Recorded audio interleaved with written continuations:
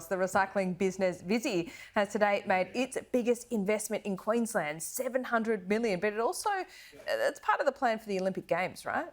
Yeah, so this is a really interesting story. Because the Olympic Games are coming, Queensland needs space. And so one of the things that Visy is doing is it's going to move from South Brisbane on the river out to Yatala, its bottle plant. Now, well, it's actually a glass plant. And so this is going to be some investment of $500 million that Visy will make there. But on top of that, it will also make other investments, a corrugated board and box plant, which is going to go in for another $150 million or so. That's going to be at Hemmant.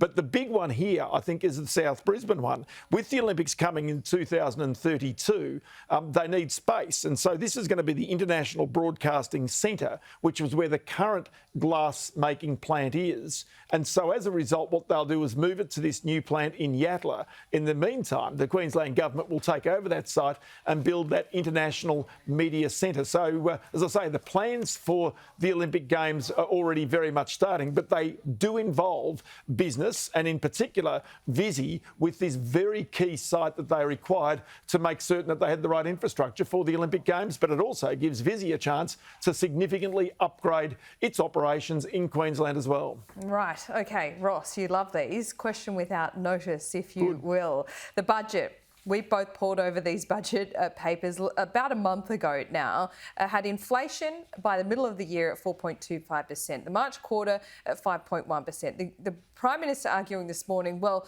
those figures don't take into account, of course, the cut in petrol excise and that $250 payment. But how much will that really have an effect on rising inflation? Look, not much, to be honest, because the reality is that there are other forces for inflation that are growing in our economy and not easing. This is one of the reasons why the Reserve Bank has to act sooner rather than later and should have acted before this.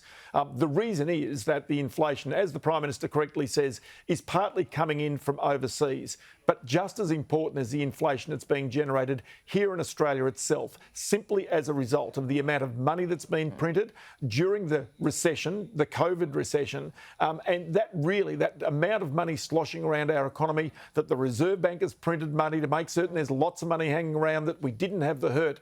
And so the fact of the matter is that the inflation is ongoing. It's not simply transitory, as the Reserve Bank thought. You can see it in the US, you can see it in the UK, and that's the reason why, again, the Reserve Bank will and has to act sooner rather than later. So returning to 3% also in the budget papers within 12 months, bit of a fantasy at this point?